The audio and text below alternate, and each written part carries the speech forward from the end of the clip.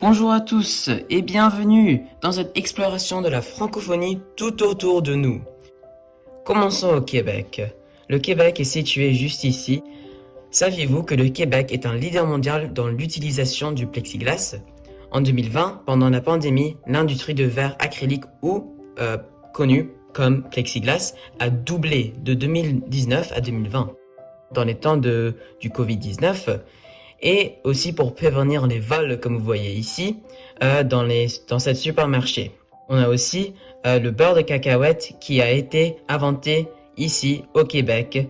Et saviez-vous que l'industrie du beurre de cacahuète est valorisée à 6,05 milliards de dollars.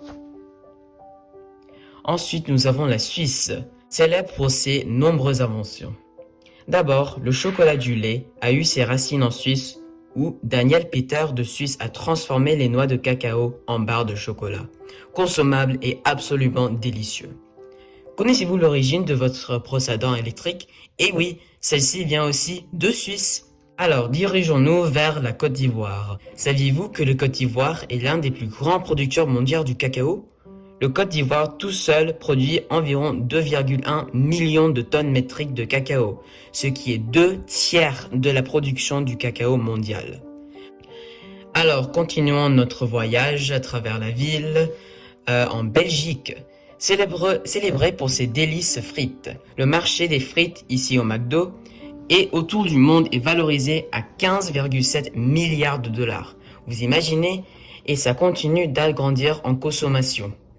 Nous avons le restaurant libanais de ma ville, en Komomo, qui sert du délicieux tagine, mais aussi, saviez-vous, que le Liban est un des pionniers de l'alphabet phonétique.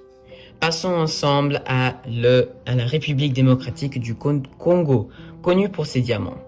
Saviez-vous que dans le RD du Congo, ça produit 10 millions de carats de diamants chaque année, ce qui fait près de 15% des diamants mondiaux qui proviennent du Congo.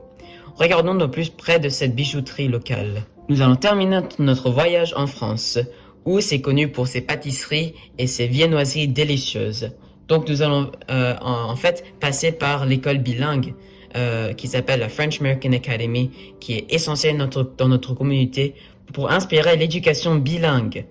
Alors enfin, admirez la Statue de la Liberté qui était un cadeau de la France, fameux aux États-Unis, symbole de l'amitié franco-américaine. Donc voilà, merci de m'avoir suivi dans cette aventure à la découverte de la francophonie qui nous entoure. Cette diversité enrichit notre vie au quotidien. À la prochaine fois et vive la francophonie!